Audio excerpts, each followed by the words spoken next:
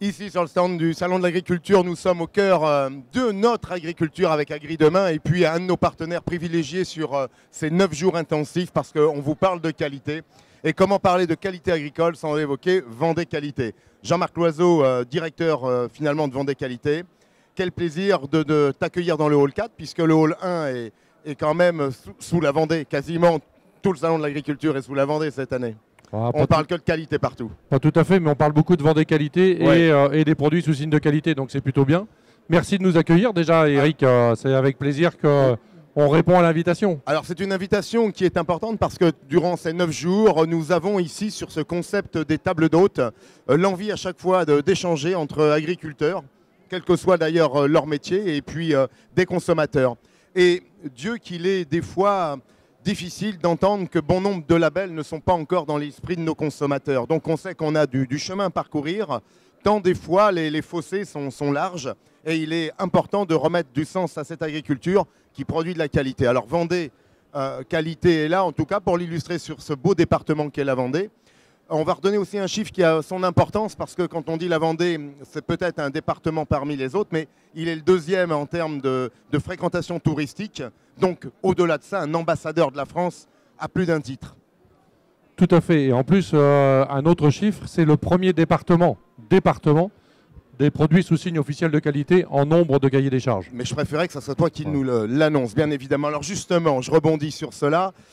On peut décrypter déjà tous ces produits sous signe de qualité parce que le porc fermier de Vendée, élevé en plein air, je le nomme, nous avons la Mojette, la sardine de Saint-Gilles, la gâche, la brioche vendéenne, la Mojette, je vais m'essouffler, je vais avoir besoin de toi. Le bœuf fermier, le jambon de Vendée, voilà. L'agneau, la belle rouge.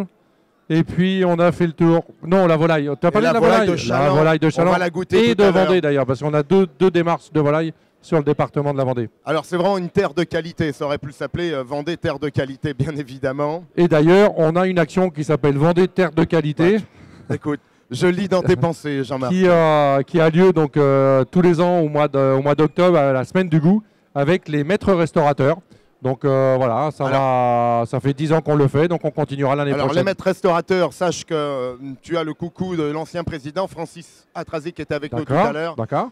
Voilà, alors, on va appeler les Eurotocs parce que non seulement nous, Agri Demain, on est avec les Eurotocs et on parle, regarde, viens ici Frédéric, je te présente Frédéric Leroy, un chef parmi les chefs avec Guillaume Gomez et Michel Roth qui président. Enchanté, les très bon Eurotocs. produit, très bon choix, très bon produit. Et ce que je voulais te dire, c'est que Eurotoc est avec nous cette année parce que c'est la seule association créée sous l'égide de Paul Bocuse, entre autres, en 1986, mais qui, au nom de l'Europe également, interfère pour que ce lien entre la cuisine et l'agriculture soit le plus proche possible et le plus qualitatif possible.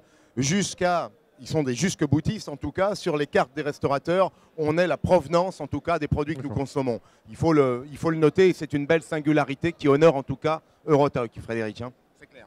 Exactement, et qui nous honore nous aussi cuisiniers, parce que justement grâce à des associations comme ça, on arrive encore à travailler des vrais produits, avec des vraies bases. Comme celle-ci par exemple, c'est la volaille de Chaland.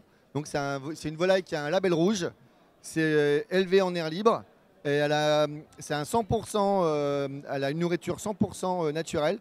Et elle avait 81 jours minimum à l'abattage, d'âge à l'abattage, oui. Et elle a la particularité, c'est d'avoir les pattes noires.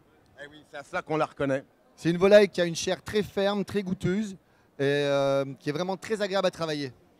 Et pour information, elle est en plus IGP, indication géographique protégée, sur le département de la Vendée, avec volaille de Chaland. Et les cuisses et les filets ont eu la médaille d'or cette année au concours général agricole. Alors Frédéric, merci beaucoup pour cette... Ce qu'on va dire à Jean-Marc, c'est qu'on va retourner en cuisine, mais on va goûter un petit suprême de volaille de Chaland, foie gras de Vendée.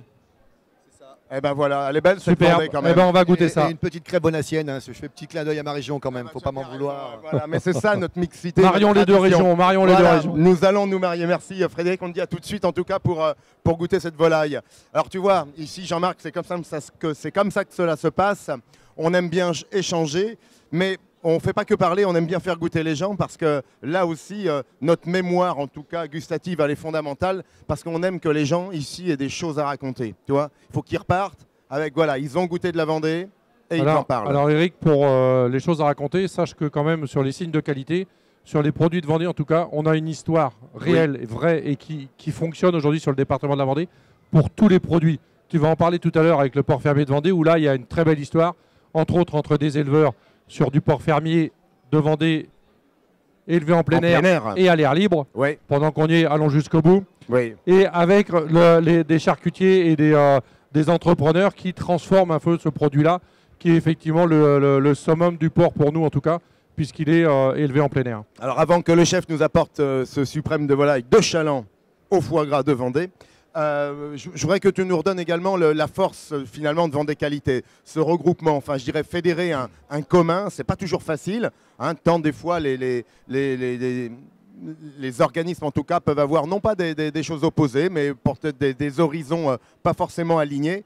Vendée Qualité, vous avez su vous regrouper vos forces, les réunir et entre guillemets avancer d'un pas groupé quand même. Hein. Oui, complètement. En 2010, on s'est posé la question effectivement de fédérer tous ces signes de qualité qui étaient en fait dans des ODG monoproduits. Et donc on a fait un ODG multiproduit qui a créé donc Vendée Qualité au 1er janvier 2010. Aujourd'hui, on a démarré avec 4 sections, 4 filières. Aujourd'hui, c'est 11 filières et 50 cahiers des charges en gestion. Donc on est plutôt fiers de ce qu'on a fait. On est copié, jamais égalé. Par contre, encore une fois. Mais la Vendée à tous les niveaux, elle est copiée, jamais égalée. Exactement. Et par contre, on est effectivement en grosse discussion avec d'autres régions, d'autres départements qui veulent recopier un petit peu ce qu'on a fait. La seule chose, je vais juste vous donner un indice, et je pense que mes professionnels ne vont pas me contredire. La première chose à faire, si on veut réussir un pari comme ça, avec regrouper autant de filières et c'est une question d'hommes. D'hommes avec un grand H, bien sûr. Mais il faut que les gens s'entendent et tirent dans le même sens et ne tirent pas que pour des choses personnelles. Beaucoup de valeurs, pour terminer en tout cas cette présentation, Jean-Marc, d'unification. C'est quand même cette défense des valeurs communes et globales.